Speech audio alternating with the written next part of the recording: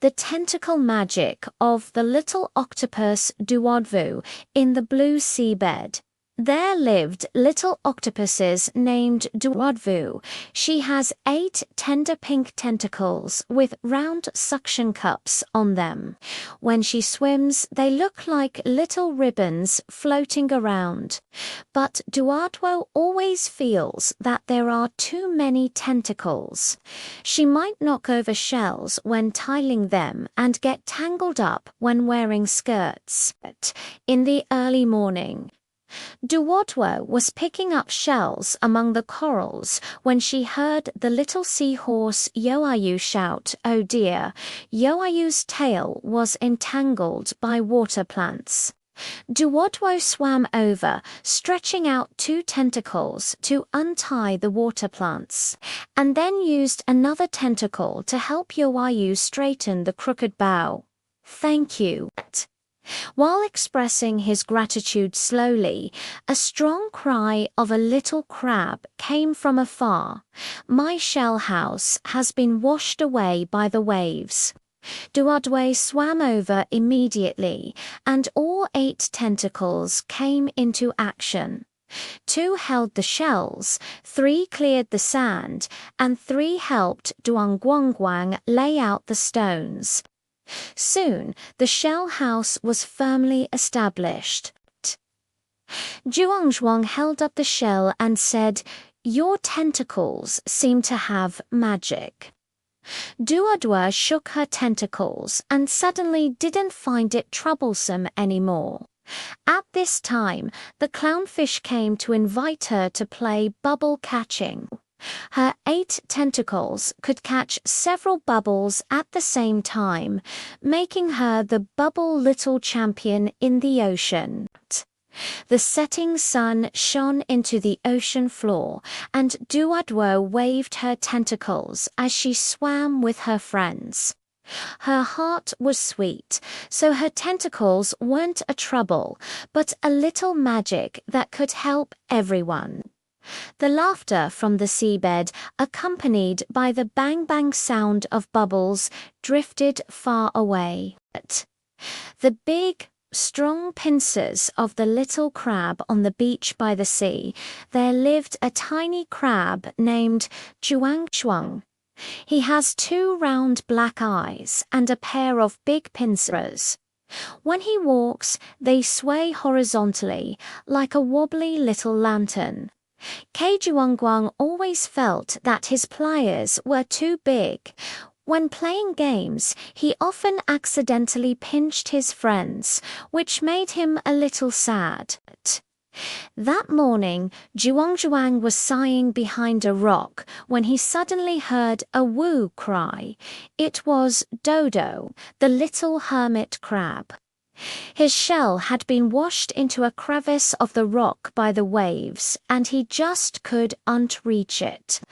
Zhuangzhuang immediately crawled over, trying to reach it with his little paws.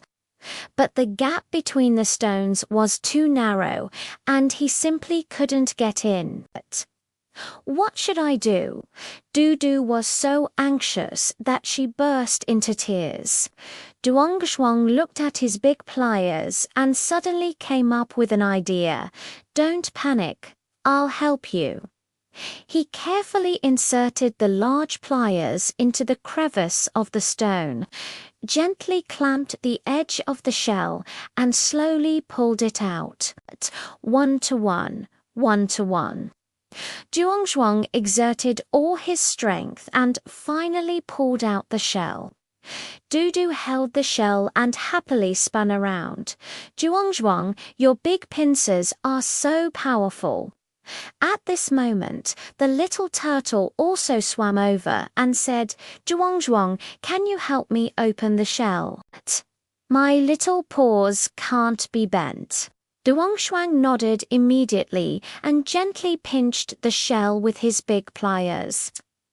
With a click, the shell split open. When the sun was setting in the west, Zhuangguang sat on the reef, looking at his big pincers. Suddenly, he felt that they were no longer in the way at all. It turns out that one's own minor flaws might just be a great ability to help others. The laughter on the beach, accompanied by the sound of the waves, gently drifted far away. The rainy day promise of the little yellow umbrella mushroom after a light rain in the forest. A special yellow mushroom emerged beside the dandelion cluster. Its canopy was like a little sun smeared with honey, and the handle was a tender, pale yellow. Even the water droplets it clung to were shining with a warm light. The little animals all called it Little Yellow Umbrella. Little Squirrel Wrong Wrong passed by with Pinnacone in her arms. Suddenly, it started drizzling again. She quickly hid under the small yellow umbrella and found that the lid could just cover her big tail. "Wow, you look like a warm little house." Hardly had Wrong Wrong finished speaking when she saw the little ladybug Dion flapping its wet wings and flying over it. The red dots on its wings were all washed away by the rain. "Come in quickly and take shelter from the rain." Wrong Wrong moved a little to the side to make room for Dion. The little yellow umbrella swayed gently, as if saying, "Welcome." Dion lay on the handle of the umbrella and wiped the water off her wings with her little paws. Suddenly, she found a few sweet dewdrops hidden under the umbrella cover. She quickly called Wrong Wrong to taste them together. They are as sweet as rock sugar water. When the rain stopped, a small rainbow hung in the sky. Wrong Wrong and Dion were just about to leave when they suddenly remembered something. They found a few soft dandelion fluff pieces and gently pasted them on the edge of the little yellow umbrella. This way, next time it rains, you can also catch more friends. Later on, every time it rained, the little yellow umbrella would be crowded with tiny figures. The rainy days in the forest also became warm and sweet. The warm sunshine of the little mother dragon Tuan. At the end of the green grassland lived a chubby little motherly dragon named Tuan. Tuan's skin is a light, tender green color, and on her back there is a row of soft orange yellow spines, like strings of small oranges. Its round eyes always sparkle with a bright light. When it runs, its belly wobbles slightly. It doesn't look scary at all. Instead, it resembles a huge plush toy. Tuan, could you lend me your thorn to dry some hay? Early in the morning, the little squirrel Lely came running over, holding the wet dry grass with its tail fluffy like a big cotton ball. Tuan immediately stopped gnawing at the leaves and obediently lay down on the grass. Of course. Take your time to lay it out. Don't fall it. Lily stood on tiptoe and carefully spread the dry grass on the fluffy thorns. The sunlight shone on the dry grass, and soon a warm, grassy fragrance wafted out. At noon, a gentle breeze suddenly blew, scattering the dried carrots that Grandma Rabbit had sun-dried on the stones all over the ground. Grandma Rabbit was so anxious that she kept stamping her feet. Her walking stick made a tap-tap sound on the ground. My dried carrots. What if they get blown away by the wind? Tuan heard the sound and quickly ran over with her short legs. He gently bent down, blocking the wind with his soft belly.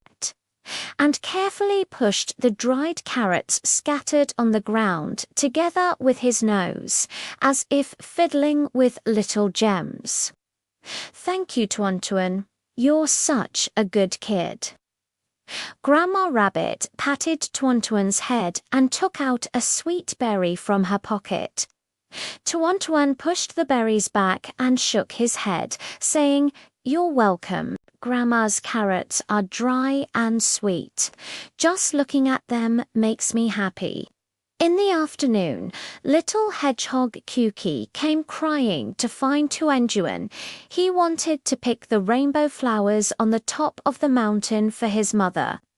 But the mountain path was too steep. He kept climbing up and then slid down. After hearing this, Tuan's eyes lit up. "I'll carry you up. My back is wide and soft. If you hold on to my thorn, you surely won't fall." Kuki carefully climbed onto Tuan's back and tightly grasped the row of soft thorns. Tuan walked slowly step by step. When she got tired, she would stop to catch her breath and even point to the clouds in the sky for Kuki, saying, "Look, doesn't that cloud look like cotton candy?" Finally, we reached the summit. The rainbow flowers were in full bloom all over the mountain, red, yellow, and pink, like rainbow fragments scattered all over the ground. Kiyuki picked the biggest and brightest one and pinned it on Tuan. "This flower is for you. You look so beautiful wearing it." When the sun was setting in the west, Tuan carried Kuki down the mountain on his back. The rainbow flowers on the thorns were gently swaying in the wind. All the little animals on the grassland waved at them. Lely was holding the dried hay, and Grandma Rabbit was holding a small basket filled with dried carrots. Everyone was waiting for Tuan to have dinner together. Looking at the little friends beside her, Tuan felt warm in her heart. He thought, so dinosaurs don't necessarily have to be tall and fierce. As long as they have a soft heart, they can become good friends that everyone likes. The setting sun that day was especially gentle, dyeing Tuan's tender green skin a warm orange color, as if wrapped in a layer of sweet honey, making it the most adorable little sun on the grassland. Little rabbit rongs. Carrot surprise on the grassland by the forest lived a little rabbit named Rong. She has snow-white down with a light touch of powder on the tips of her ears. When she runs, her ears bounce back and forth like two little floating clouds. Her favorite thing to do is to go to the back mountain to look for sweet carrots. That early morning, Rong was walking back up the mountain with a small bamboo basket. Just as she passed around the dandelion grove, she saw the little hedgehog Kuki squatting on the ground, sighing. Kuki wanted to pick strawberries for his mother, but the small thorns on the strawberry vines always caught his back. Rong quickly put down the basket, carefully pushed aside the strawberry vine with her soft paws, and helped Kuki pick a full bunch of red strawberries. "Thank you." Rong Kuki was holding strawberries, her eyes shining brightly. Rong smiled and continued to look for carrots. Finally, in the sunniest place, she found a lush green carrot field. She pulled out one, took a small bite, and the sweet juice immediately filled her mouth. Just as I was about to pull out a few more, I suddenly remembered that the rabbit grandma next door had bad feet and couldn't go out to look for food. Rong Rong immediately filled the bamboo basket with carrots and sent it to Grandma Rabbit's home first. Grandma Rabbit stroked Rong Rong's head and handed over a sweet maltose. Rong Rong is so good. Here's the candy for you to eat. Rong Rong shook her head, broke the maltose in half, left one half for her grandma and put the other half in the basket. When I got home in the evening, Rong Rong's basket was filled with carrots and half a piece of maltose, followed by Cookie, who came to deliver strawberries. Two little friends were sitting on the grass, enjoying sweet food while watching the sunset. Rong Rong felt that the carrots today were sweeter than ever before. It turned out that thinking of others and sharing happiness were the happiest things. The bamboo shoot gift from the red panda Tuantuan in the bamboo forest lived a red panda named Tuantuan. His chubby body was wrapped in black and white down. His black eyes were like two shiny black grapes. He walked unsteadily and always held a tender bamboo shoot in his arms. He was extremely cute. That early morning, Tuantuan carried a small bamboo basket and went to dig bamboo shoots. Just as I found a patch of tender bamboo shoots, I heard a wailing sound. It was the little squirrel Guagu. His pinnacone had fallen into a crevice of a rock and couldn't be pulled out, no matter how hard I tried. Tuantuan quickly put down the bamboo basket and carefully pushed aside the stones with her round PAWS to help Guagu rescue the pine cones. Guagu, holding a pinnacone, hurriedly said, "Thank you, Tuantuan. I'll give you the most fragrant pine cones." Tuantuan smiled and shook his head, continuing to dig bamboo shoots. It wasn't long before the bamboo basket was full. When passing by the stream, he saw the little hedgehog Cookie squatting by the bank, worried. Cookie wanted to drink the stream water, but it was too deep for him to approach. Tuantuan immediately picked the tenderest bamboo shoot, broke it into two pieces, and used the hollow bamboo sections as small cups to scoop up the stream water and hand it to Kiyuki. "Drink it quickly. The water in this bamboo shoot cup is so sweet." After finishing her water, Kiwi's eyes lit up. "Tuantuan, your bamboo shoots are really useful." Tuantuan felt warm in his heart. He divided half of the bamboo shoots in the bamboo basket and gave them to Guagu and Kyuki, saying, "Good things should be shared together to be happy." When the sun was setting in the west, three friends sat in the bamboo forest, eating bamboo shoots and pine cones while watching the sunset glow. Tuantuan touched her round belly and felt that the bamboo shoots today were more fragrant than ever before. It turned out that the joy of sharing with friends was even more precious than the sweet bamboo shoots. A heartwarming memory of the garden filled with pink birds in the central garden of the community lives a special little bird, and everyone calls her Duo.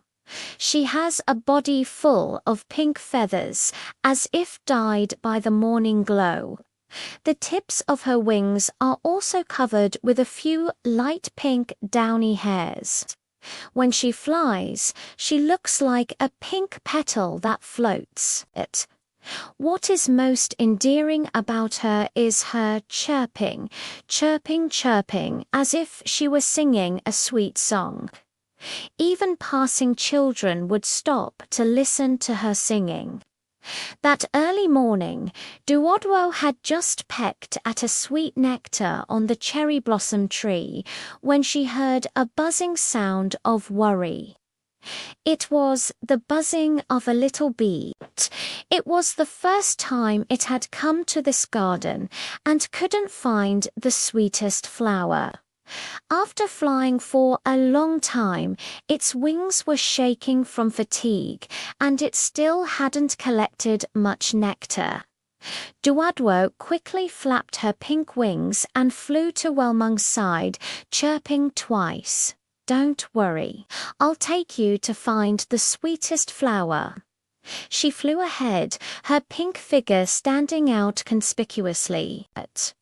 First, she buzzed to the pergola covered with wisteria flowers, and then to the flower bed filled with tulips. Before each flower, each one would pause for a while to make sure the nectar was sweet enough before allowing the buzzing to fall. Buzzing gathered sweet nectar and waved his antennae at Duodwo, saying, "Thank you. Your pink wings are even more useful than little flags. It's so easy to follow you to find honey." In the morning, as the sun rose slowly, the little ladybugs in the garden were spotted on the rose leaves, looking for aphids to eat. Suddenly, a gust of wind blew them into the tall rose bushes. There were too many thorns in the flower beds. Dion was afraid of being pricked and shrank onto the leaves, not daring to move. In a hurry, her little antennae kept shaking. When Duodwo saw this, she quickly flew over and gently touched Dion's back shell with her wings. "Dion, don't be afraid. I'll take you out." She carefully avoided the rose thorns, flew slowly ahead, and followed Duodwo's pink figure step by step, crawling out of the flower bed. Dion shook the spots on Duodwo's back shell and said, "Thank you, Duodwo. Your feathers are so beautiful. I'm not afraid at all to follow you." At noon, the little girl Lele from the neighbor's house came to the garden to draw. She wanted to draw the most beautiful little bird, but she searched for a long time and still couldn't find one that satisfied her. When Duodwo heard Lele's sigh, she quickly flew to Lele's drawing paper, flapping her pink wings. Sometimes she perched on the sunflower to strike a nice pose, and sometimes she flew around Lely's paintbrush once so that Lely could clearly see the color of her feathers. Lely followed Duodwo's example and soon drew a lifelike pink bird. She held up the drawing paper and smiled at Duodwo. "Duodwo, look. The little bird I drew is as cute as you." Duodwo flew twice above Lele's drawing paper, her cry extremely clear and crisp, as if she were clapping for her. In the afternoon, dark clouds suddenly drifted from the sky, and it seemed that it was about to rain. Duodwo remembered that the little daisies in the corner of the garden had just sprouted. It would be terrible if they were damaged by the rain. She hurriedly flew to the window of Grandpa Jong, the garden keeper, chirping towards it, and occasionally flying towards the direction of the little daisies. Grandpa Jong understood Duodwo's meaning and quickly brought a small plastic shed to cover the little daisies. Just as it was covered, raindrops began to fall with a drip, drip sound. Grandpa Jong waved at Duodwo and said, "Thanks to Duodwo. Otherwise, the little daisy would have been ruined by the rain." In the evening, the setting sun dyed the garden orange-red. Duadwo rested on the biggest sunflower, surrounded by Wumang, Diandian, and Lely. Lely brought millet to Duadwo Weng, shared the sweet nectar, and Dion Dion was still basking in the sun on Duadwo's feathers. Duadwo pecked at the millet, looking at the smiling faces of her friends. The pink feathers were shining warmly in the setting sun, and her heart was filled with sweetness. Suddenly, she felt that her pink feathers were not only beautiful, but also could help Weng Weng find honey, bring Dion Dion home, serve as a model for Lely, and remind Grandpa Zhong to take care of the flowers. It was much happier than singing alone in the tree. It turns out that even a tiny pink bird can, with its beauty and enthusiasm, become a little sun in the garden, bringing joy and help to every friend. When the moon rose, Duadwei was still gently flying in the garden. Her pink figure under the moonlight looked like a moving little candy. The garden was quiet, with only the rustling sound of the evening breeze brushing against the petals. Because of the blooming flowers, this garden became more and more lively and warm. Such days were sweeter than sweet nectar and more beautiful than pink feathers. The pond, with its graceful lotus flowers, is a gentle memory. In the pond by the village, there grows a cluster of graceful lotus flowers, among which the most eye-catching one is Ting Ting. Her roots are rooted in the silt of the pond, yet her flower stem stretches straight upwards, with a tender pink lotus on top. The petals are layered upon each other, like little spoons decorated with pink. The center of the flower is golden and has a faint fragrance. When the wind blows, the petals sway gently, and even the little fish in the pond like to swim around her. Her leaves are round and large, like little green umbrellas spread out, floating on the water surface, capable of blocking the scorching sun and also shielding the continuous drizzle. That early morning, Ting Ting had just been moistened by the morning dew until its petals shone when it heard an anxious buzzing sound. It was the buzzing of a little bee. It was flying too fast while gathering nectar and accidentally got its wings wet by the dew, landing on the duckweed on the water surface. Its wings were covered with water droplets and it couldn't fly. Ting Ting quickly moved the largest leaf gently towards the duckweed and said to Weng Weng, "Weng Weng, climb up to my leaf quickly. I can help you dry your wings here." Buzzing slowly climbed onto the lotus leaf and lay in the middle of it. As soon as the sun hit it, the water droplets on its wings dried up very quickly. It shook its antennae at Ting Ting and said, "Thank you, Ting Ting. Your leaves are softer than cotton. It's so comfortable to dry your wings."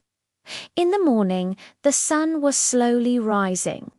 The little dragonflies by the pond had been flying on the water surface for a long time, trying to find a place to rest, but the duckweed around was too small to stand steadily.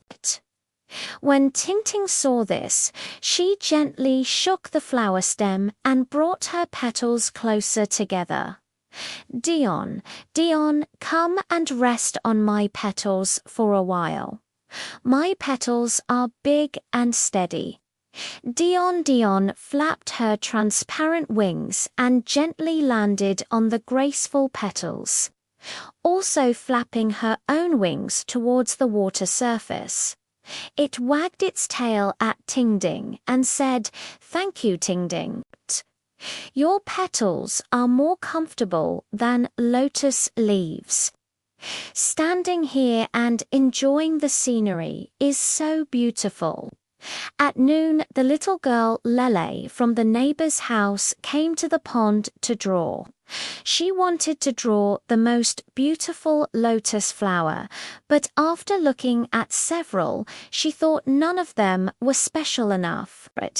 It was not until he saw Tinting with its pink petals, golden center, and the big round leaves floating beside it that Lele immediately fell in love with it. She sat by the pond and began to draw in front of Tinting. From time to time, she would look up, fearing that she might draw the shape of the petals wrongly. After finishing the drawing, Lele held up the drawing paper and smiled at Tinting. Tinting, look, the lotus I drew is as beautiful as yours. Tinting shook the petals as if saying, "Your drawing is really good." In the afternoon, dark clouds suddenly rose from the sky and it began to drizzle. The little snail that had just been playing in the pond was moving slowly. With no place to take shelter from the rain, its shell was covered with mud and water, and it was crawling more and more slowly. Tinting quickly lowered a lotus leaf and placed it slowly above, as if opening a small green umbrella. Slowly hiding under the lotus leaf, she slowly stretched out her antennae and waved them at Tinting. "Thank you, Tinting. Your leaves are just like little umbrellas. Not a drop of rain can get on me." After the rain stopped, a shiny dewdrop slowly left on the lotus leaf, as if a small pearl had been sent to Tinting. In the evening, the setting sun dyed the pond orange red. Standing in the middle of the pond, Tinting watched her companions buzzing among the flowers to gather honey, dotting on the petals to rest, and Lele packing up her painting tools, slowly crawling under the lotus leaves. Her heart was filled with sweetness. Suddenly, she felt that she was not just an ordinary lotus. She could also help Weng Weng dry its wings, give Dion Dion a rest, be a model for Lele, and shield slowly from the rain. She was much happier than just blooming quietly all the time. It turns out that even a tiny lotus can, with its own beauty and tenderness, become a little angel in the pond, bringing peace and joy to every friend. When the moon rose, Tinting was still gently swaying its petals. The pink flowers under the moonlight looked like tiny stars, and a faint fragrance filled the entire pond. The pond is quiet, with only the rustling sound of the evening breeze brushing against the lotus leaves. Because of Tinting, this small pond has become increasingly lively and gentle. Such days are more beautiful than the faint fragrance of flowers and sweeter than the pink petals. The growth story of the soft caterpillar in the vegetable garden in Grandma's vegetable garden. There lives a little caterpillar on a cabbage leaf. Everyone calls her Ruin, Ruin. She has a tender green body covered with fine down though. When she gets up, her body arches up as if dancing slowly. She can even spin fine threads and hang herself under the vegetable leaves to bask in the sun. At first, all the friends in the vegetable garden thought she climbed slowly. It was not until later that they found that the soft slowness, hidden meticulousness, and tenderness that early morning ruin had just taken a bite of a tender leaf on the Chinese cabbage when she heard a soft woo-woo sound. It was a little aphid named Diandian that had just hatched from its eggs. It couldn't find its mother and was trembling with hunger, trying to find the tender leaf to eat. But the whole leaf was a bit dry from the sun, and she had no idea which leaf was the juicy. Ruan quickly climbed over and gently touched Diandian with her body, saying, "Don't worry, I'll show you the tenderest leaves." She slowly climbed to the base of the cabbage leaf, where the leaves had just grown out, soft and wet. Dion followed Ruin and crawled over, took big bites of the leaves, and shook her antennae at Ruin. "Thank you, Ruin. Your antennae are more sensitive than mine. The leaves you found are really delicious." In the morning, the sun was slowly rising. The little snail in the vegetable garden was slowly crawling among the vegetable leaves. Suddenly, it was blown over by a gust of wind, with its shell facing down. No matter how hard it tried, it couldn't turn over. It was so anxious that its antennae kept shaking. When Ruin saw this, she quickly crawled over, used her body to support the slow shell, and pushed it bit by bit to the side. "Slow, don't push too hard. I'll help you turn it over." Her body was so soft that it could just touch the edge of the shell. Slowly, with the help of her strength, she finally flipped over. Slowly, she shook her shell at Ruin and said, "Thank you, Ruin. Your body is softer than a small cushion. You've been a great help to me." At noon, Grandma was picking vegetables in the vegetable garden. Accidentally, she knocked a leaf with small mushrooms crooked. The little mushrooms were lying on the ground. If they were exposed to the sun for too long, they would wilt. Ruin quickly climbed to the side of the little mushroom, spun out fine threads, and gently tied the mushroom stem and the vegetable leaves together, as if setting up a small support for the little mushroom.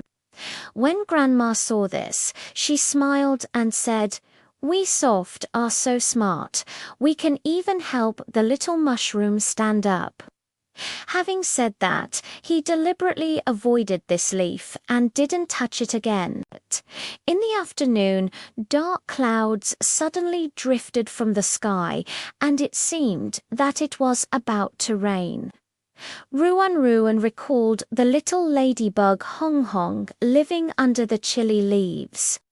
Its wings had not yet grown strong, and it was afraid of getting wet by the rain.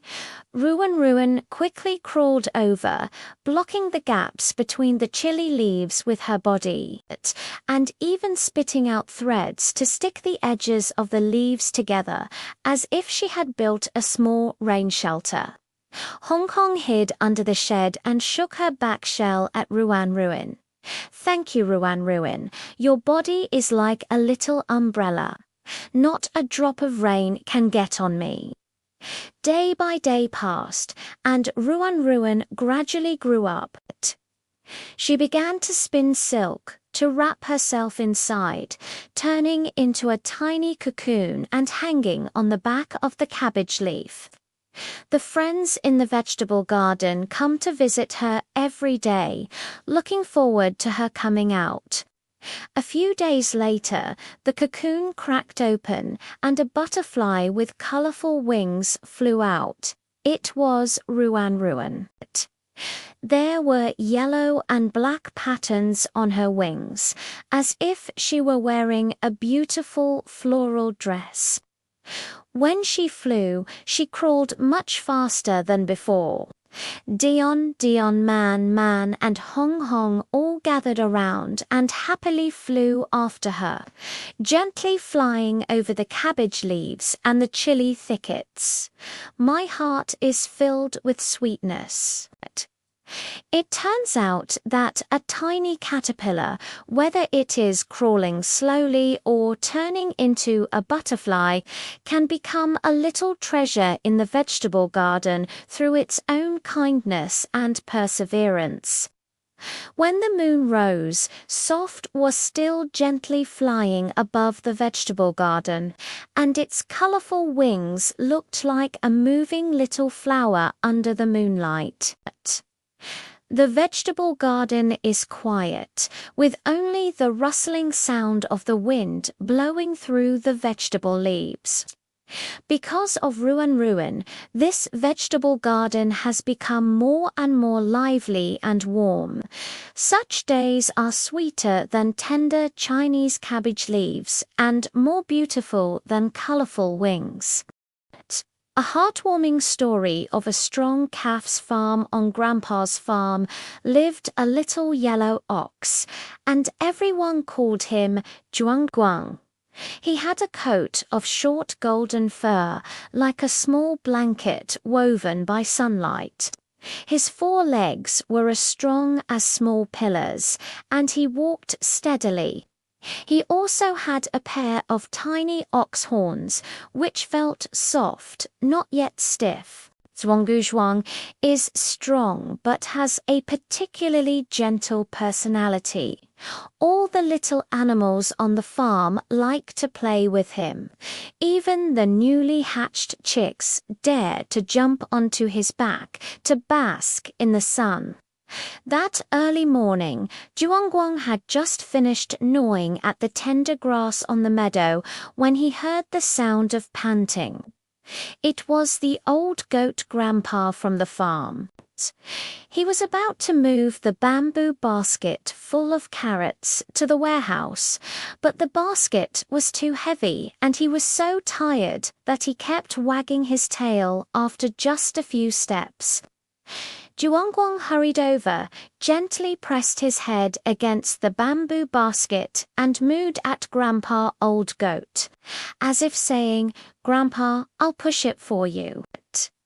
He walked slowly with a bamboo basket on his head, his 4 legs firmly on the ground, not swaying at all.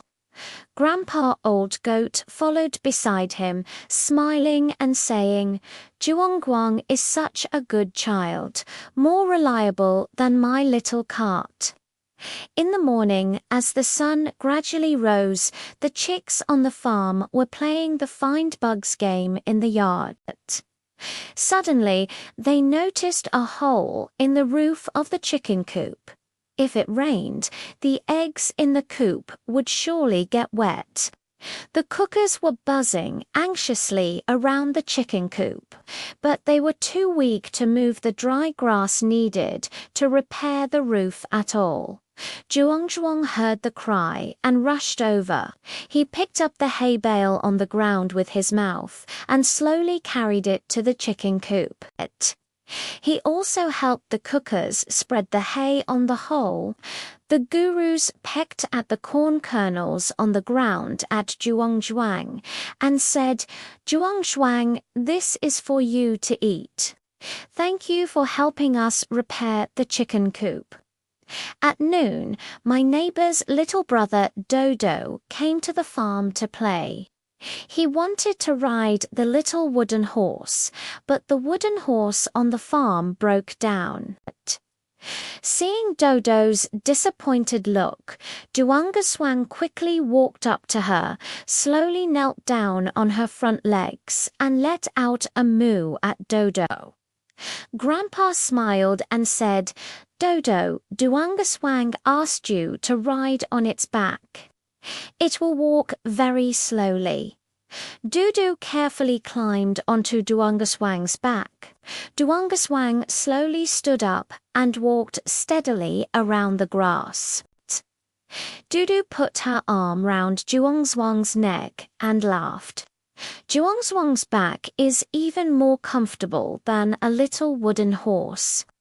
In the afternoon, dark clouds suddenly drifted from the sky, and it seemed that it was about to rain. The wheat that Grandpa dried in the yard hasn't been brought back to the barn yet. If it gets wet by the rain, it will sprout. Zhuanggeshuang hurriedly ran to the pile of rice, blocking the wind blowing towards it with his body. He also mooed at his grandpa's house, reminding him to come and harvest the wheat quickly. When Grandpa heard this, he quickly ran out with tools. Zhuangguang even helped to push the scattered wheat grains into the pile with his nose. Just as the wheat was harvested into the barn, raindrops began to fall with a drip-drip sound. Grandpa stroked Zhuanggeswang's head and said, "Thanks to Zhuanggeswang, otherwise all this wheat would have been wasted." In the evening, the setting sun dyed the farm orange red. Duangshuang was lying on the grass, surrounded by Grandpa Old Goat, the gurus, and Dut. Everyone was sharing the green grass cookies and carrot sticks given by Grandpa. Zhuangzhuang was chewing the sweet carrot, looking at the smiling faces of his friends, with his tail gently swaying, feeling warm in his heart. Suddenly he felt that his strength was not only for walking and eating grass, but also for helping Grandpa Old Goat carry things, helping the cuckoos repair the chicken coop, taking Dudu to play, and reminding Grandpa to harvest the wheat. It was much happier than eating grass alone on the grassland. It turns out that even a tiny calf can, with its own strength and gentleness, become a little guard on the farm, bringing safety and happiness to every friend. When the moon rose, Zhuangguang was still walking slowly on the grass. His golden fur sparkled gently in the moonlight like a moving little piece of gold. The farm is quiet, with only the chirping of insects and the rustling of the wheat stalks in the wind. Thanks to Zhuanggeshuang, this farm has become increasingly lively and warm. Such days are sweeter than tender grass and more reassuring than strong calves. Parrot Tsicai's happy diary on the balcony of the little girl Mengmen's home. There hangs a colorful bird cage in which lives a parrot. Everyone calls her Sai Sai. Her feathers were like a pallet had been overturned. Her wings were bright emerald green. Her belly was soft lemon yellow, and there was a tuft of red feathers on her head, as if she were wearing a small hat. The most amazing thing is that Tsicai can imitate many sounds. She can say good morning like meng meng, and also imitate the ding-ling-ling sound of an alarm clock. Every day she makes the balcony lively and bustling. That early morning, Mengmeng had just finished feeding Xiaomi to Keikai when she heard a woo crying sound coming from downstairs. It was Dodo, the little brother of the neighbor. His mother had gone to buy vegetables, and Dodo was waiting for her at the door.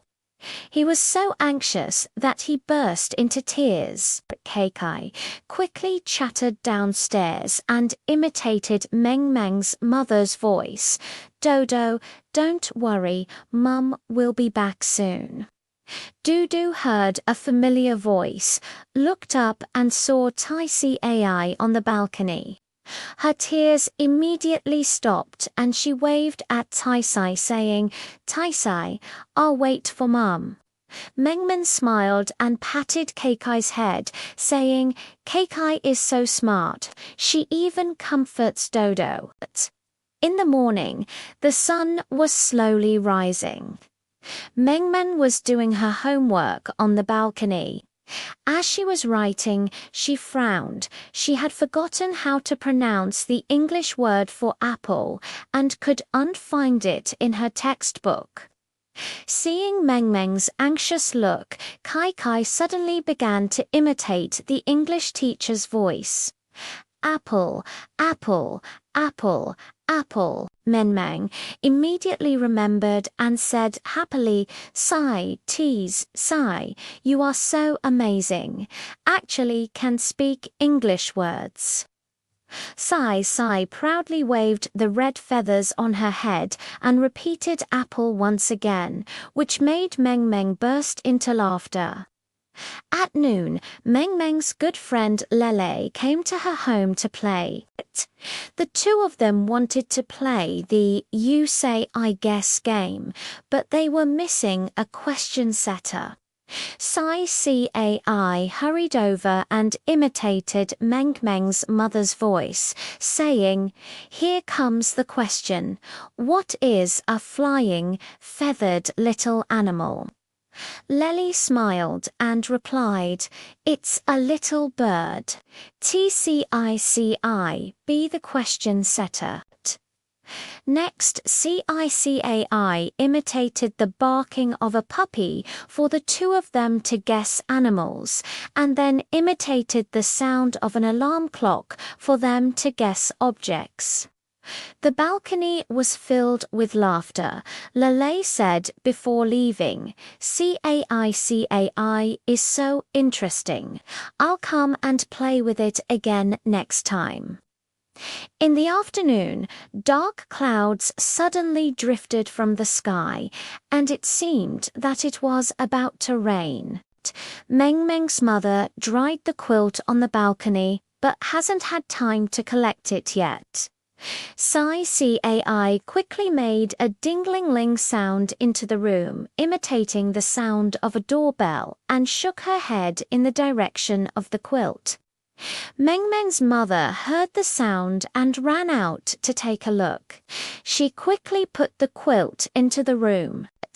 Just as she finished putting it away, raindrops began to fall with a drip, drip sound.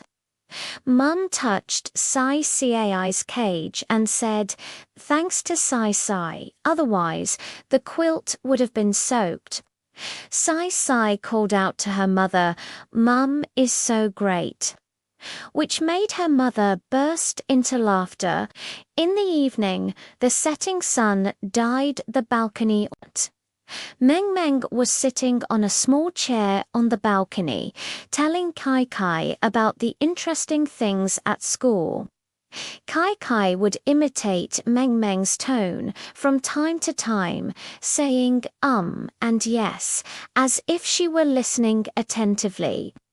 Mum brought in some fruits. Mengmeng picked up a grape, peeled it, and fed it to Kai. Kai pecked at the grape, her eyes narrowing into little crescent moons. Mengmeng held the birdcage and whispered, Kai with you around.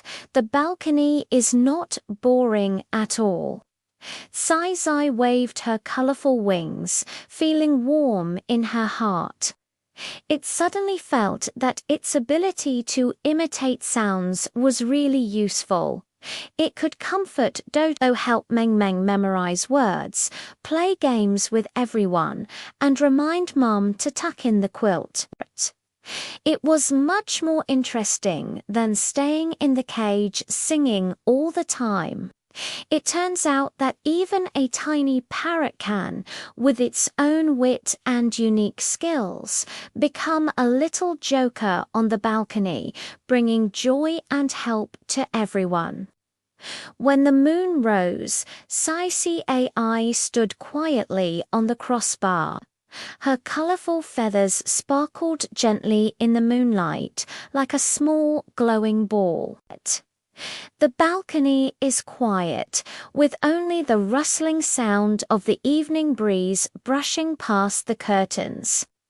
Because of TSICAI, this small balcony has become increasingly lively and warm. Such days are sweeter and more fragrant than sweet millet, and more beautiful than colorful feathers. 以上翻译结果来自有道神经网络翻译 YNMT 通用场景。Sister Moon's night watch every evening. When Grandpa's sun hides behind the mountains, the night sky welcomes a gentle guest, Sister Moon. Sometimes she is like a round silver plate, scattering her clear glow all over the world. Sometimes it is like a small boat gently drifting in the deep blue night sky. Sometimes I would hide in the clouds, only showing a little bit of light, as if playing hide-and-seek with everyone. No matter what it looks like, Sister Moon's light is always warm and gentle, illuminating the paths in the forest and also the way home for the little animals.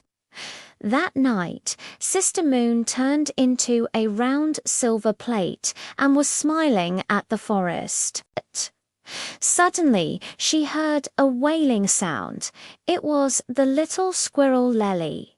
It had gone to the pine tree to pick pinnacle nuts in the evening, and was so absorbed in it that it could not find its way home after dark, and could only shake while hugging the tree trunk.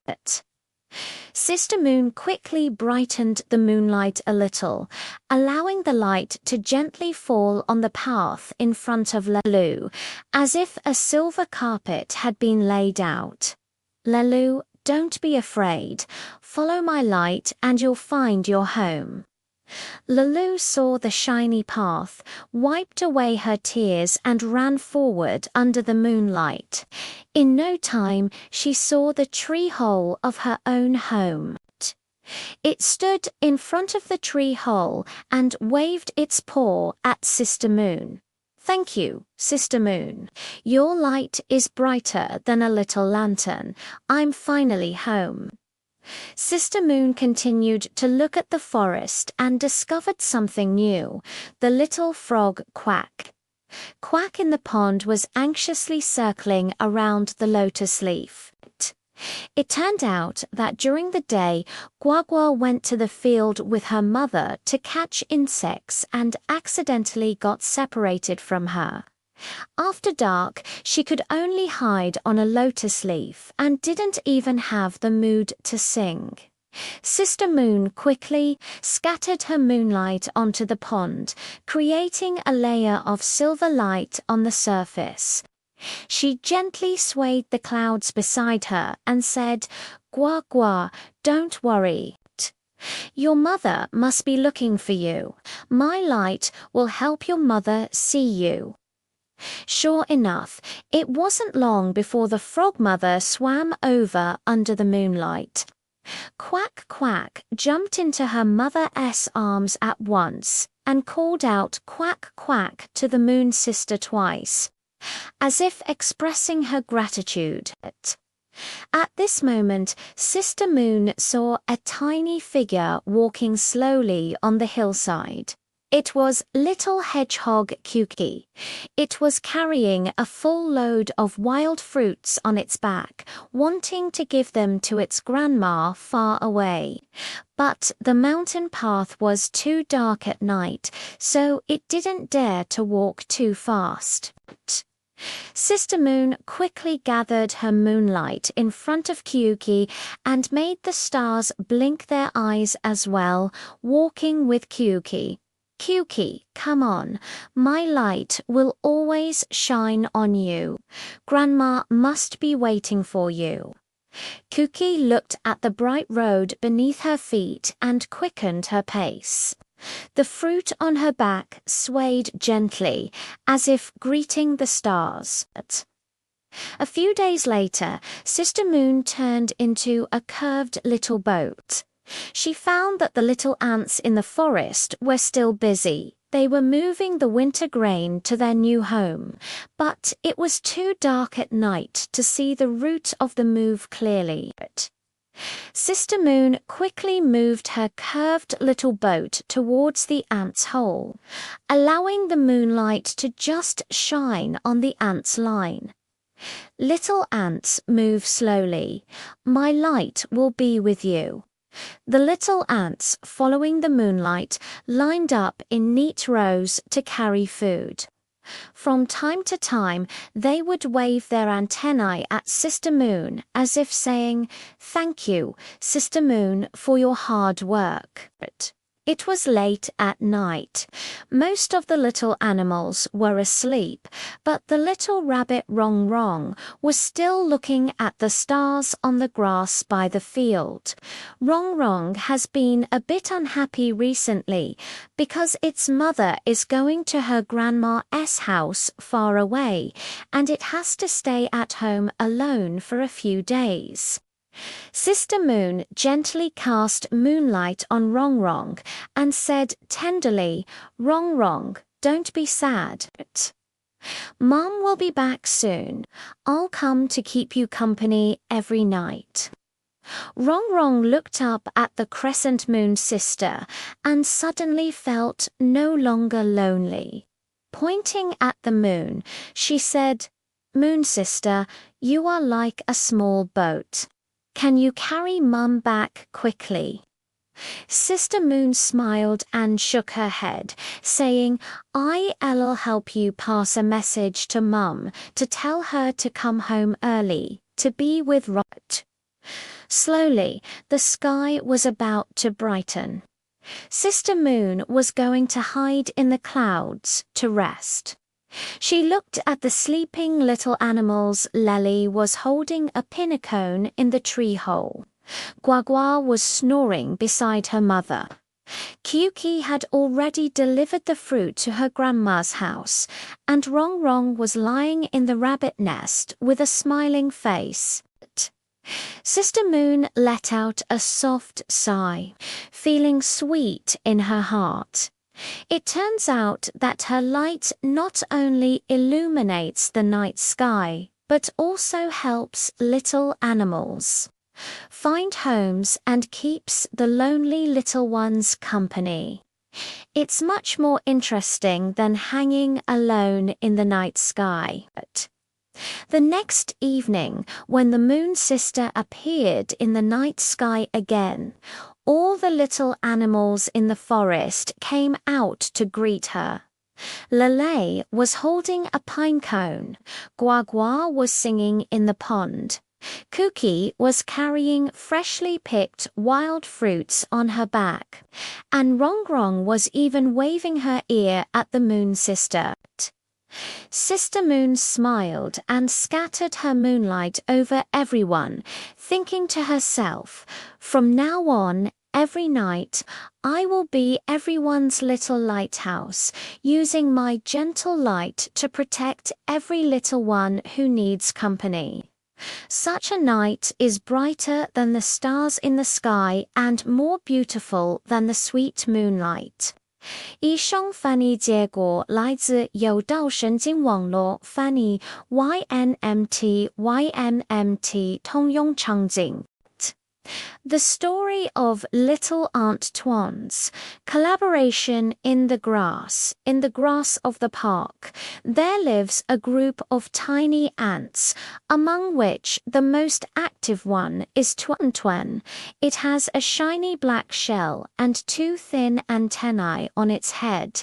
When it walks, it always wobbles around as if scouting the surrounding situation. Tuan Chuan is not very strong, but it is particularly good at uniting its companions. No matter what difficult problem it encounters, as long as it touches its companions with its antennae, everyone will immediately gather around and work together to find a solution. The friends in the grass all said, with Tuan around, no matter how big the trouble is, we won't be afraid. One early morning, Tuan was looking for food in the grass with a few little ants. Suddenly, they smelled a sweet fragrance. It was a biscuit dropped by a child lying beside a stone not far from the ant nest. But the biscuit was 10 times larger than Tuan's body. Just a few ants couldn't move it at all. Tuan quickly touched the little friend beside her with her antennae, and then shook her antennae in the direction of the ant nest. This is the ant's message code. It wasn't long before a dark mass of ants crawled out of the ant nest like a small black line slowly surrounding the biscuit. Tuan stood in front of the biscuit and directed everyone with his antennae. Some ants crawled under the biscuit to lift it, some ants pushed it from the side, and some ants lay on the biscuit to prevent it from tilting.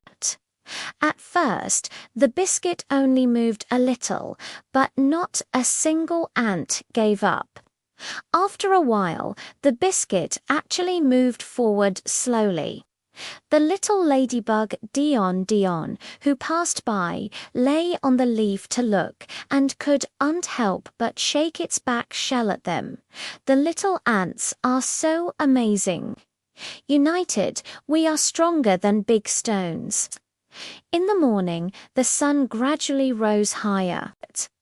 The little snail in the grass gradually ran into trouble. It wanted to climb up to the morning glory to eat its leaves, but there was a thin puddle on the way.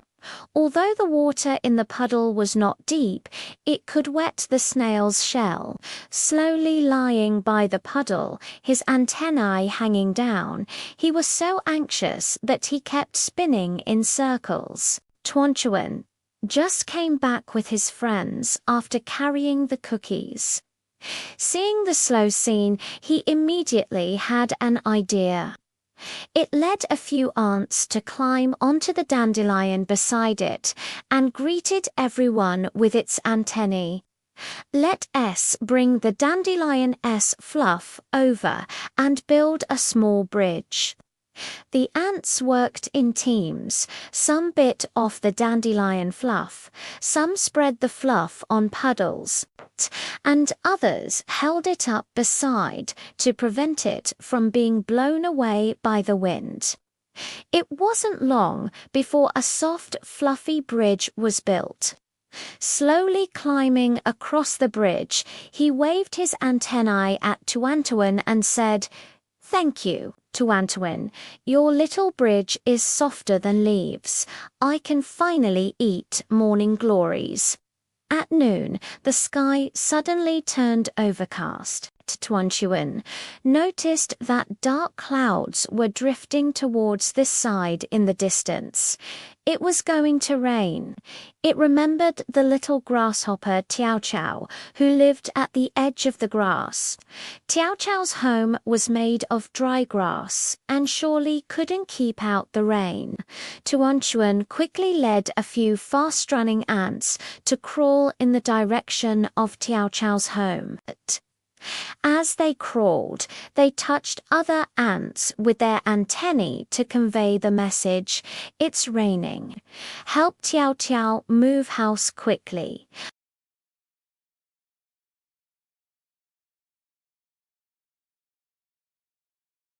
Some ants helped Tiao carry the hay, some guided the way, and others spread the hay under the new place, a big stone.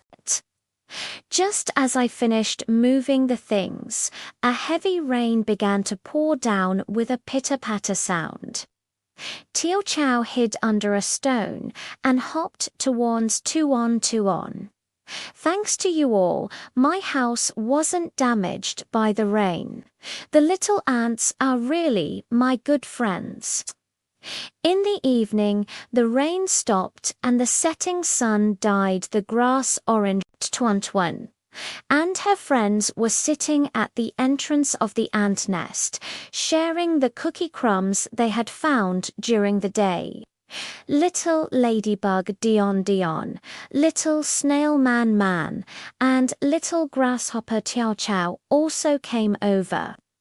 Everyone gathered around the small cookie crumbs, taking one bite after another, enjoying them very much. Tuan was chewing the sweet cookies, feeling warm in her heart. It turned out that she was so small, yet she could help. Dion Marvel help him cross the bridge slowly and help Chow move house together with her friends. The power of unity was much greater than she had imagined. When the moon rose, all the ants returned to their nests to rest. The grass was quiet, with only the rustling sound of the evening breeze brushing against the leaves.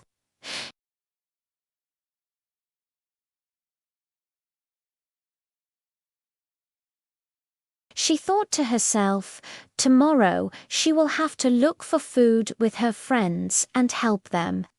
Such days are more fragrant than sweet cookies and more shiny than the shiny black shells. A heartwarming memory of the sweet fruit basket from Little Pineapple in the kitchen of the little girl Tian. There was a round pineapple. Everyone called it Tian, the same name as the little owner, and Tian felt particularly close to it. It was dressed in a brownish-yellow armor, which was covered with sharp little thorns, like a tiny warrior.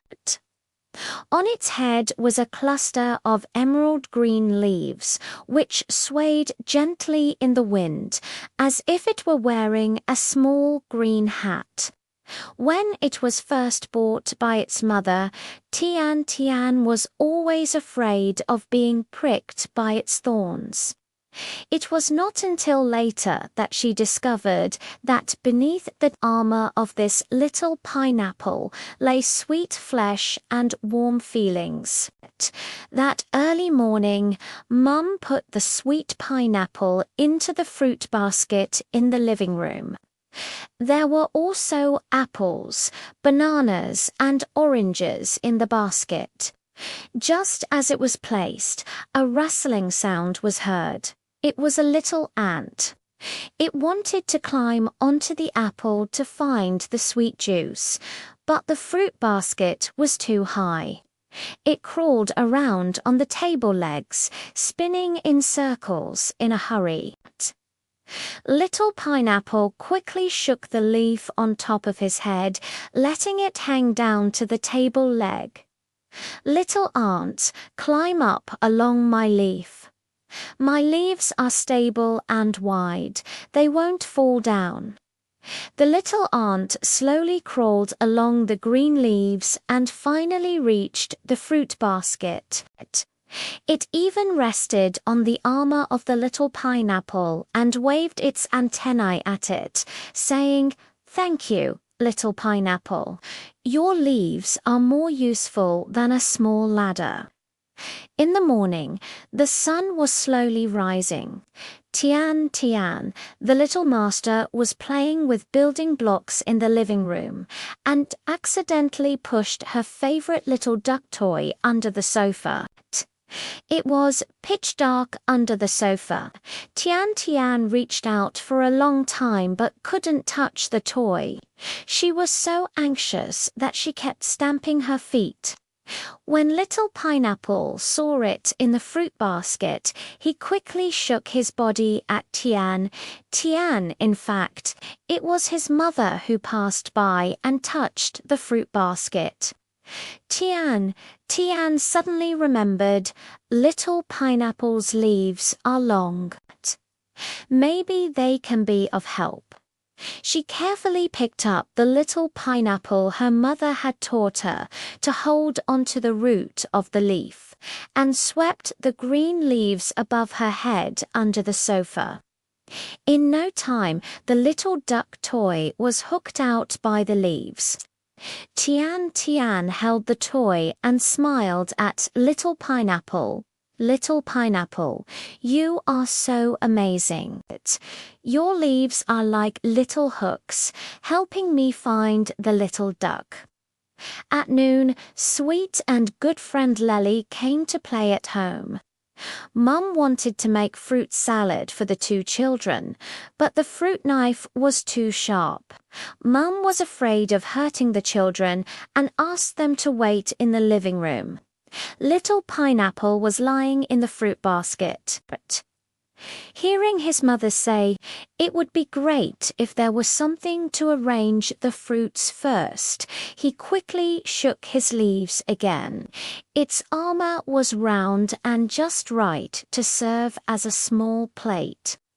When Mum saw this, she smiled and put the cut apple pieces and banana slices in the armor of the little pineapple. Mum had smoothed out a little bit of the thorns in advance. The two children surrounded the little pineapple and ate the fruit with small forks. Lele also said, "This pineapple plate is so beautiful. The fruits seem sweeter now." In the afternoon, dark clouds suddenly rolled in from the sky. Mum forgot to bring the small flower pot on the balcony in, and the raindrops soon began to fall with a drip, drip sound. Little Pineapple was in the living room. Through the window, he saw the small flower pot shaking in the rain. He quickly shook the leaves in the direction of Tian Tian. Seeing the little pineapple's movement, Tian Tian looked at the balcony again and hurriedly ran over to bring the small flower pot in. Mum stroked Tian Tian's head and said, "Thanks to you and Little Pineapple. Otherwise, Little Flower would have been spoiled by the rain." The leaves of the little pineapple swayed gently, as if saying, "I'm here to help too." In the evening, Mum washed the little pineapple clean, peeled off the thorny skin, revealing the golden flesh. She also cut it into small pieces and placed them on a plate. Tian Tian and Lala held toothpicks, picked up a piece of pineapple and put it in their mouths. The sweet juice spread in their mouths, and both of them smiled so hard that they narrowed their eyes. Tian Tian picked up a piece of pineapple and placed it beside the fruit basket, as if sharing with the shell of the little pineapple today. The little pineapple has helped us a lot. We should also give it a little sweetness. Looking at the two children and then at the pineapple shells in the fruit basket, the mother smiled and said, "Actually, the little pineapple is not only sweet in flesh, but also willing to help everyone with its armor and leaves. That's the sweetest part." Tian Tian and Lala nodded half understandingly and picked up another piece of pineapple. Today's pineapple seemed really sweeter than usual because it was filled with the little pineapple's enthusiasm. When the moon rose, Mum washed the pineapple shells clean, dried them, and gave them to Tian as small ornaments. She also put a small wildflower in them. Tian placed the little ornament by the bedside and looked at the green leaves above its head. It seemed as if she saw the little pineapple helping the little aunt, looking for toys and using it as a plate. In sweet dreams, the sweet aroma of pineapples wafts everywhere.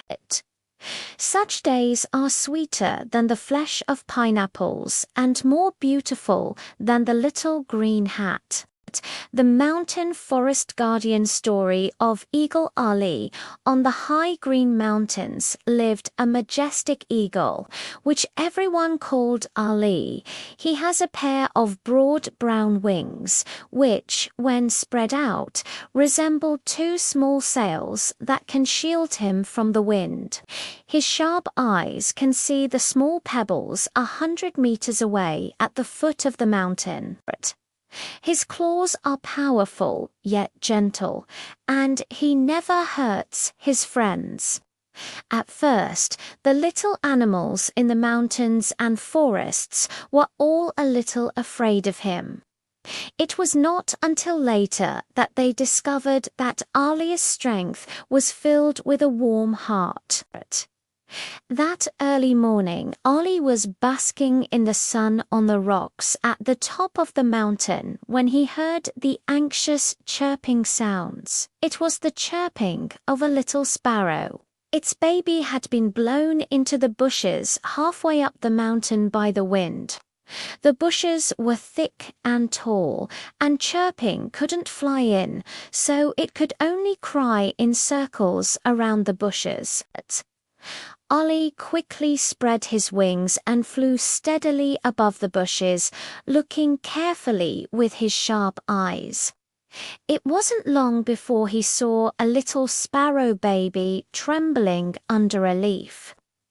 Ali gently landed on a nearby branch, carefully picked up the baby with his mouth, and slowly flew to Jujia's side.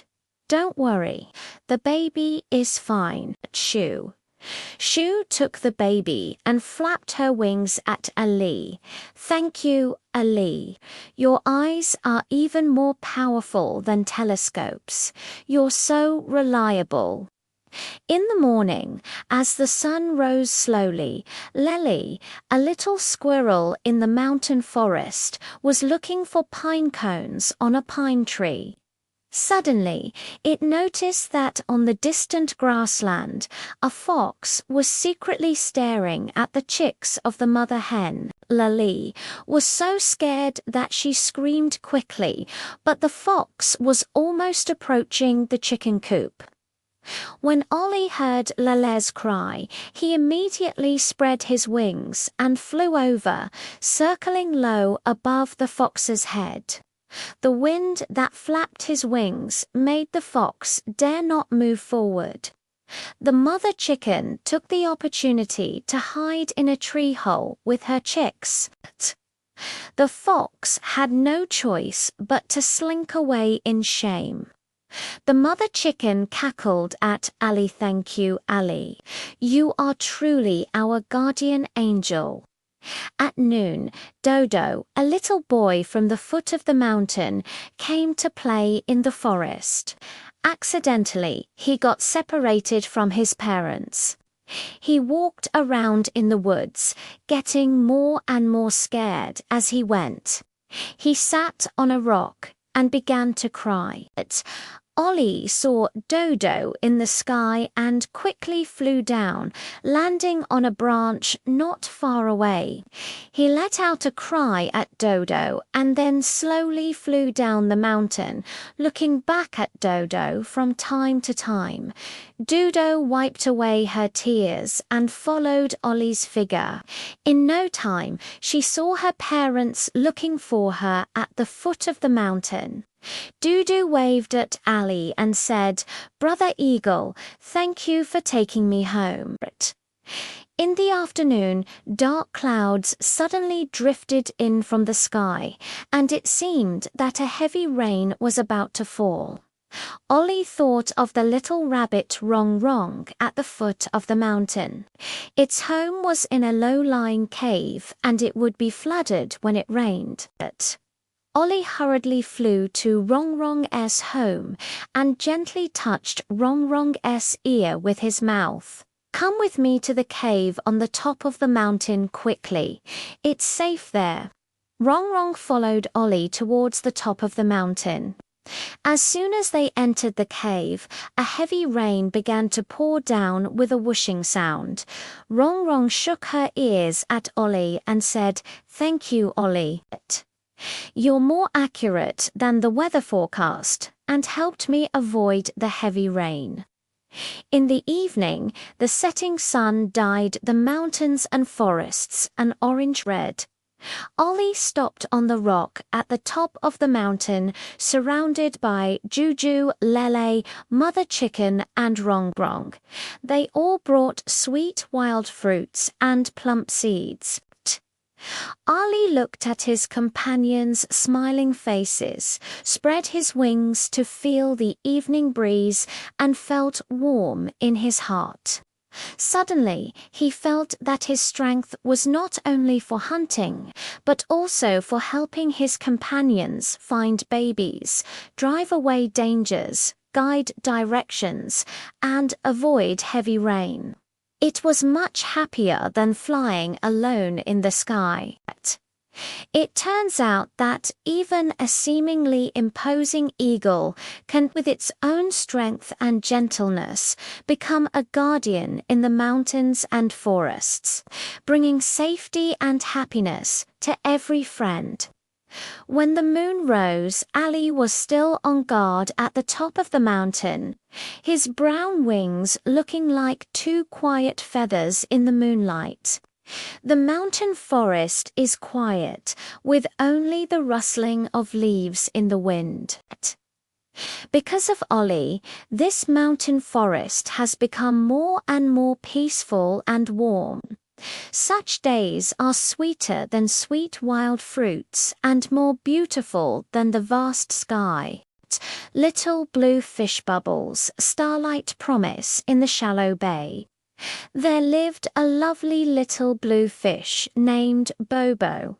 Her scales are like crushed sapphire, shining with specks of light in the sunlight. Her tail swings like a small piece of blue silk, and when she swims across the water, it leaves a string of shiny water ripples. That evening, Payobo was chasing after the little shrimp when she suddenly heard a woo cry. It was the little starfish Xing Xing. She had been washed ashore by the waves, and her little antennae could unreach the water no matter how hard she tried. Bubbles swam over quickly, gently slapping the water surface with their tails, trying to splash water onto the stars. But they were too weak, and the water simply couldn't reach them. At this moment, Baobo saw a group of glowing little jellyfish living in the coral cluster beside her. "Little jellyfish, could you do me a favor?" The bubble wagged its tail and shouted. The little jellyfish swam over immediately, circling around the stars and attracting the big crab Zhuangzhuang with their glowing bodies. Guangzhuang carefully picked up the stars with big pliers and sent them back to the sea. The star lay on the bubble's back and said happily, "Your blue scales are so bright, like little lanterns. They helped me find my savior." Later on, every time night fell, Bobo would swim with the little jellyfish. Her blue scales, accompanied by the light of the jellyfish, would warm the bay. The little seahorses and clownfish would all come to play with her, and the night by the bay became lively and bright. The ice and snow adventure of little penguin Dodo on the ice field of the Antarctic. There lives a little penguin named Dodo. He has a round white belly, black back feathers as if painted bright, and short legs that wobbles. When he walks, he looks like a rolling little tongyan.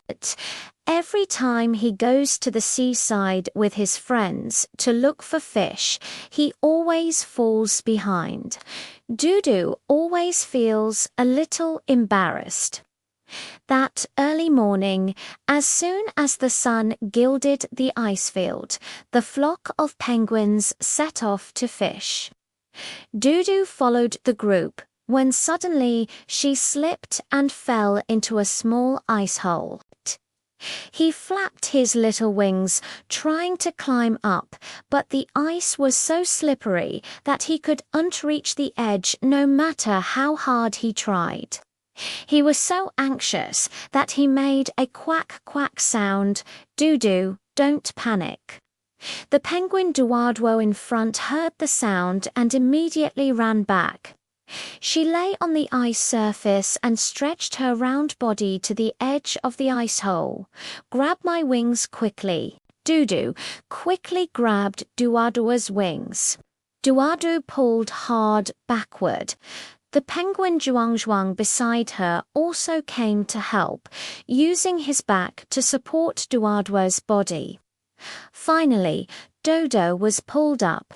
He shook the ice chips off his body and said sheepishly, "Thank you all. It's all my fault for walking too slowly." Duardwo smiled and shook her head. "We are good friends. Let's go together." Later, when fishing, Dodo found many small fish hidden in the ice crevices. He quickly called Duardwo and Zhongguzhang over and shared the small fish he had found with everyone. When the sun was setting in the west, the three friends were walking back in a line. Although Dodo still walked slowly, with the company of her friends by her side, she felt that the wind in the South Pole had become warmer. It turned out that helping each other among friends was even happier than walking fast by oneself. A stream trip with a small paper boat. Little boy Amin folded a small paper boat. The boat was light blue, with a small maple leaf pasted on the bow as decoration and a smiling face drawn at the stern. Amin put it into the stream in front of the door and said softly, "Little paper boat, go and see the distance." The little paper boat drifted along the stream. Just as it passed a big rock, it saw the little Aunt Dodo standing on the shore, spinning round anxiously. "My breadcrumbs fell into the water. Those were for Mum's dinner." The little paper boat quickly stopped, gently caught the breadcrumbs floating over with its hull, and said to Dodo, "Come up quickly. I'll take you to the other side." Dodo climbed onto the boat, holding onto the breadcrumbs tightly. The small paper boat drifted steadily to the opposite bank. After seeing Dodo off, the little paper boat continued on its way. Suddenly, a gentle breeze blew, sending the dandelion fluff that had fallen on the water surface flying around. Little butterfly Lele's wings were entangled in the fluff and she couldn't fly. She was so anxious that she flapped her wings straight. The little paper boat swam to Lele's side, let her land on the bow, and then slowly drifted towards the calm water, helping her shake off the fluff on her wings. "Thank you." Before Lele flew away, he kissed the maple leaf on the small paper boat. When the sun was about to set, the small paper boat drifted to a reed marsh. Amin was standing by the shore waiting for it, still holding a newly folded small paper boat in his hand. The small paper boat gently docked.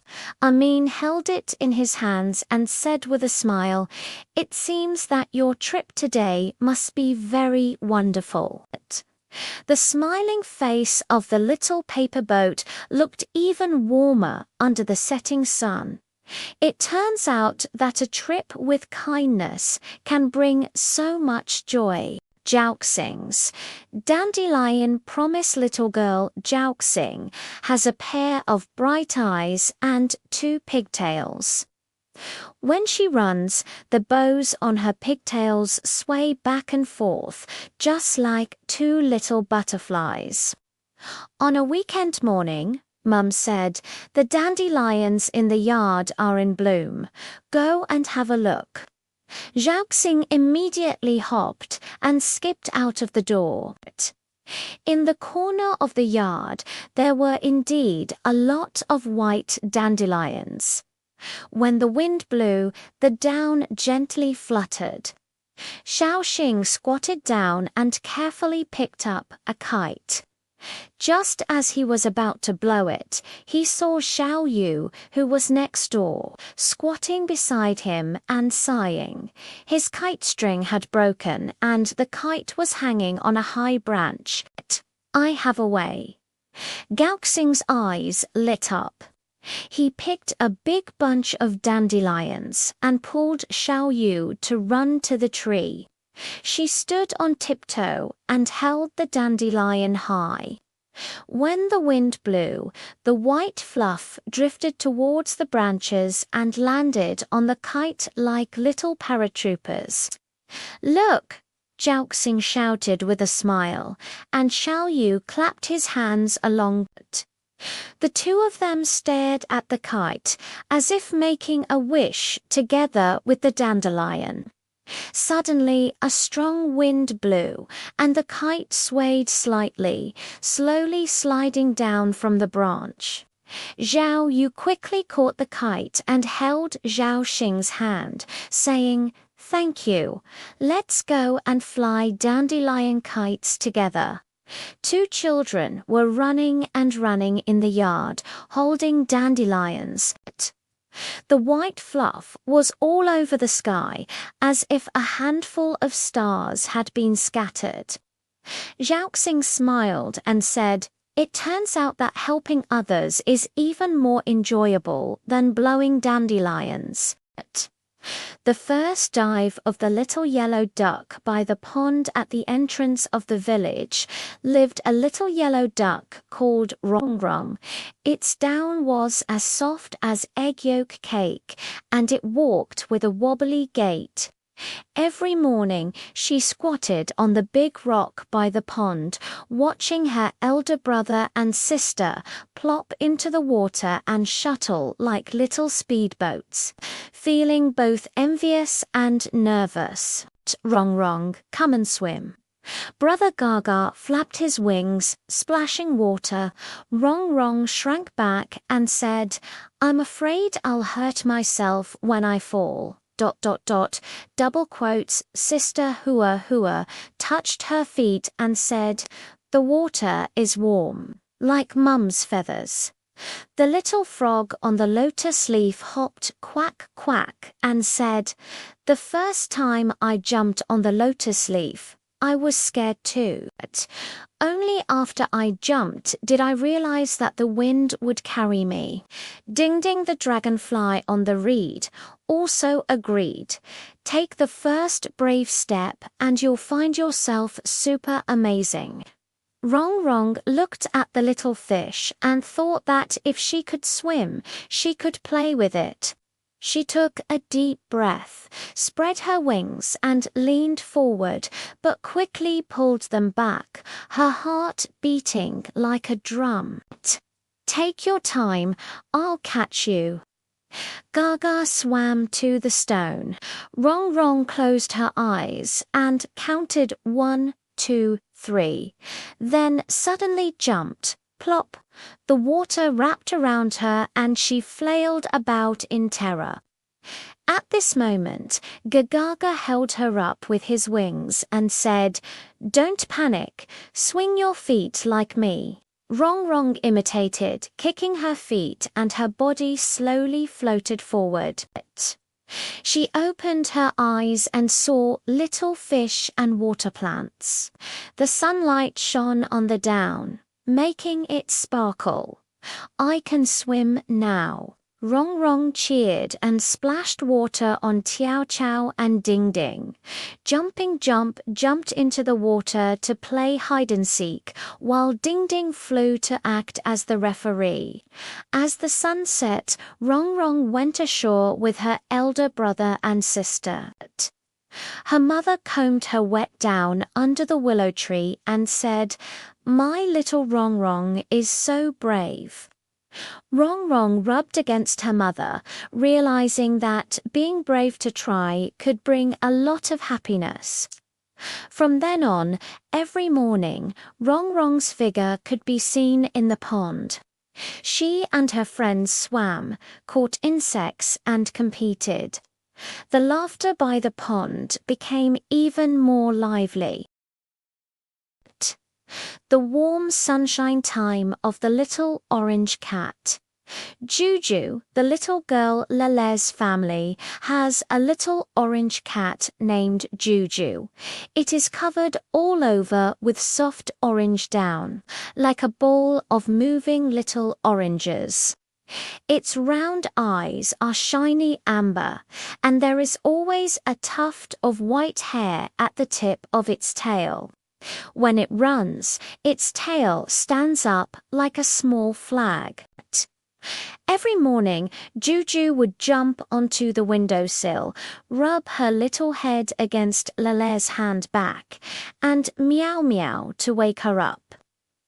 After Lelez started school, Juju would curl up on the sofa basking in the sun, her paws holding a ball of yarn. Occasionally, she would stretch and roll the balls all over the floor, tilting her head to look at them as if saying, "It wasn't me who did it."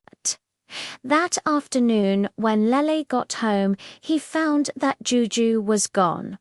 She shouted anxiously, "Juju Gujik." Suddenly, a soft whooshing sound came from the balcony. It turned out that Juju had crawled into the storage cabinet and locked herself inside. Lele quickly opened the cabinet door.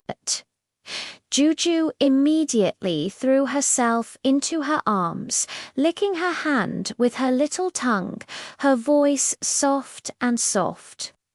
In the evening, when Lele is doing her homework, Juju will lean over the desk, place her little head on her arm, and read picture books with her. Moonlight streamed in through the window. The fluffy fur of Juju shone with a warm light. Lel gently stroked its head and said, "Juju, I'm so happy to have you around." Juju meowed and gently wrapped her tail around her wrist, as if saying, "Me too." The sweet promise of the little bees buzzing. There lived a little bee in the garden, buzzing. She wore a small yellow and black coat. When her wings flapped, they made a soft buzzing sound. Every time she collected honey, she would fill her small honey sacks up and take them home to share with the bee colonies. That early morning, Weng Weng carried the small honey bag to collect honey again. Just as it landed on a sunflower, I saw the little butterfly Lely spinning round anxiously. "Buzz, my pollen bag is broken. I can't send pollen to the morning glories. What should I do?"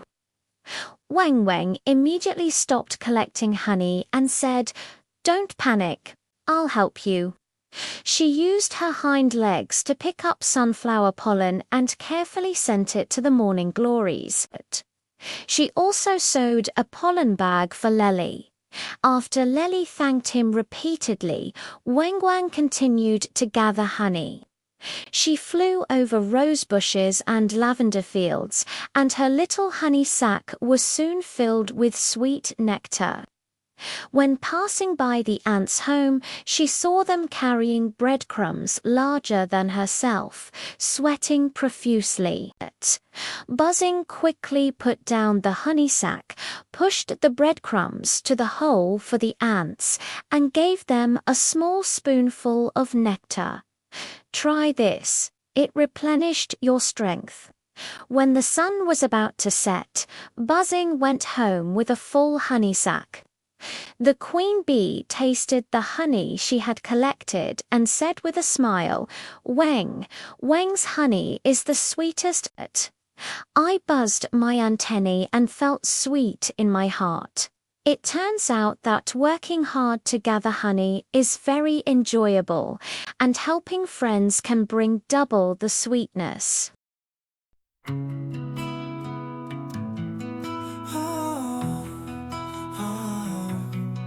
겁없이 맞서는 세상 앞에서 내가 선택한 길은 단 하나. 넘어져도 다시 일어서는 법 난 알고 있어. 내 본능을 믿어. 힘든 길이라 해도 두렵지 않아. 난 나를 믿어. 내 길을 가는 거야. 난 남자야. 누구도 날 막을 수 없어. 내 안에 불꽃이 날 일으켜. 난 남자야. 세상을 마주할 준비가 돼. 누구보다 강한 내가 여기 있어. 거친 바람이 날 흔들어도 이 몸엔 흉터가 잘 아닌 거야.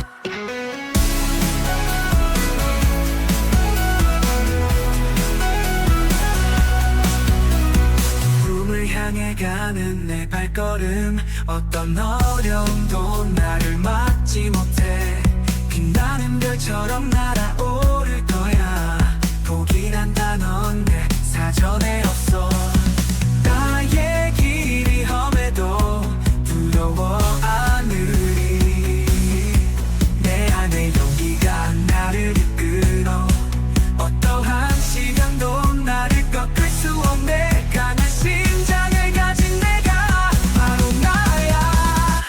난 남자야. 세상을 마주할 준비가 돼. 누구보다 강한 내가 여기 있어. 거친 바람이 날 흔들어도 이 몸에 흉터가 잘 아닌 거야. 인 거야.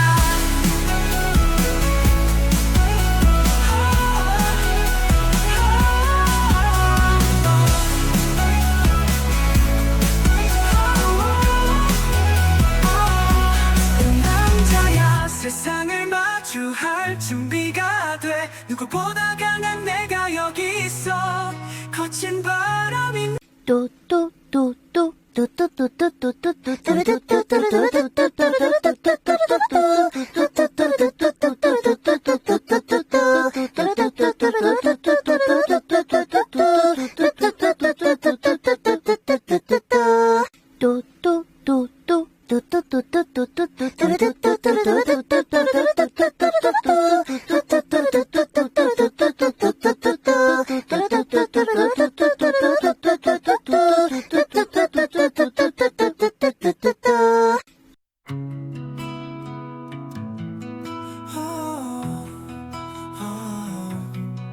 겁없이 맞서는 세상 앞에서 내가 선택한 길은 단 하나.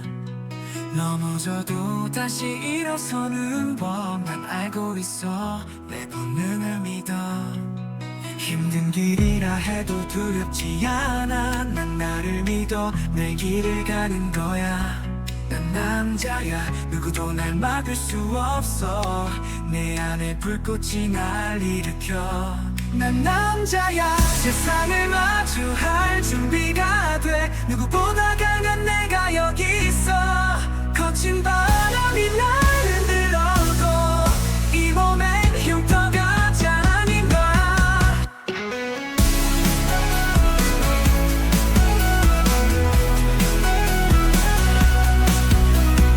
꿈을 향해 가는 내 발걸음 어떤 어려움도 나를 막지 못해. 빛나는 별처럼 날아오를 거야. 포기란 단어는 내 사전에 없어. 나의 길이 험해도 두려워 않으리. 내 안에 용기가 나를 이끌어. 어떠한 시간도 나를 꺾을 수 없네. 강한 심장을 가진 내가 바로 나야. 난 남자야. 세상을 마주할 준비가 돼.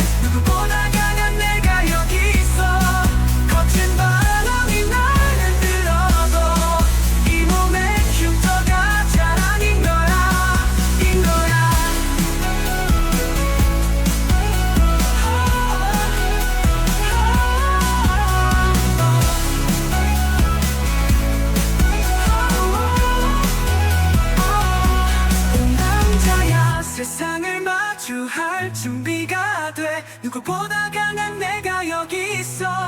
거친 바람이 날 흔들어도 이 몸엔 흉터가 자랑인 거야.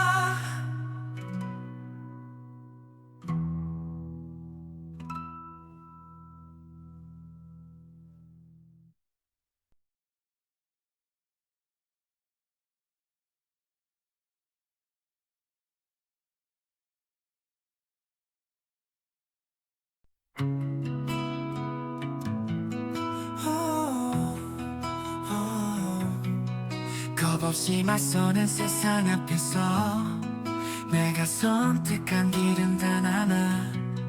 넘어져도 다시 일어서는 법 난 알고 있어. 내 본능을 믿어. 힘든 길이라 해도 두렵지 않아. 난 나를 믿어. 내 길을 가는 거야. 난 남자야. 누구도 날 막을 수 없어. 내 안에 불꽃이 날 일으켜. 난 남자야. 세상을 마주할 준비가 돼. 누구보다 강한 내가 여기 있어. 거친 바람이 날 흔들어도 이 몸엔 흉터가 자랑인 거야.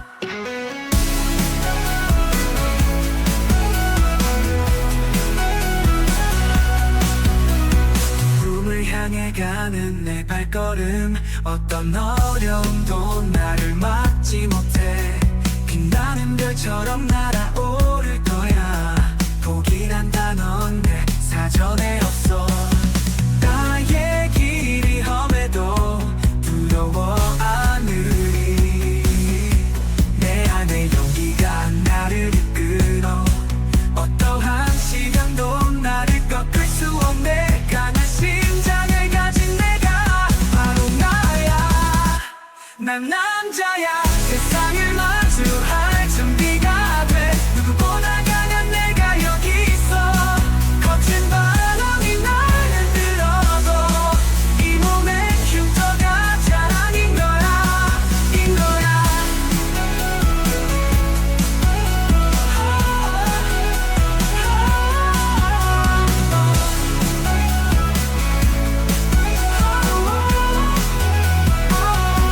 난 남자야. 세상을 마주할 준비가 돼. 누구보다 강한 내가 여기 있어. 거친 바람이 날 흔들어도 이 몸엔 흉터가